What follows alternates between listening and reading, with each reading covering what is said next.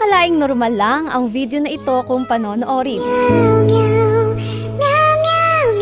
Ngunit sa mga chikiting, iba pala ang dating.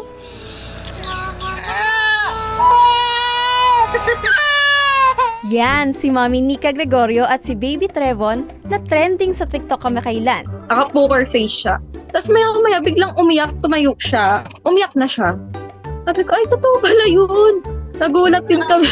Bilang first-time mom, laging nakatutok si Mami Nika sa pag-aalaga kay baby. Maituturing na bonding ng dalawa ang pagkuha ng video dahil abala rin si Mami sa pagiging TikTok affiliate. Talagang kailangan i-manage mo yung time and dapat meron ka talagang oras sa anak mo. Naging patok sa social media maging sa labas ng bansa ang mga batang umiiyak matapos makapanood ng viral AI cat animation na sinabayan pa ng kantang What Was I Made For Cat version na orihinal na inawit ng American singer na si Billie Eilish. Na-shock ako actually. Kasi sabi ko, within 1 hour, naka 50,000 views agad. Wala naman ako napansin na kakaiba. Normal lang naman. Kung ano yung mga bagay na nakikita niya na bago sa paningin niya, nakakapag-react naman siya ng maayos. Tila palaisipan pa rin kung bakit nga ba umiiyak ang mga chikiting tuwing mapapanood ang AI cat video. Paliwanag ng eksperto, yung bata ay para siyang clay na namumold ito kung paano natin sila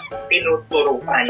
Kaya kinakailangan gawing masaya na maging kaaya-aya yung mundo ng isang bata. ito pala ang dahilan kung bakit responsive ang mga chikiting sa mga nakalulungkot na tunog. Patunay si Baby Trevon na kahit sa murang gulang, wala nang lalambot pa sa puso at pagiging inosente ng mga bata. Kaya paalala sa mga magulang, Pag iiyak si baby, dapat alam mo kung paano niya maiintindihan yung isang bagay. Hazel Santo Tomas, Newsline.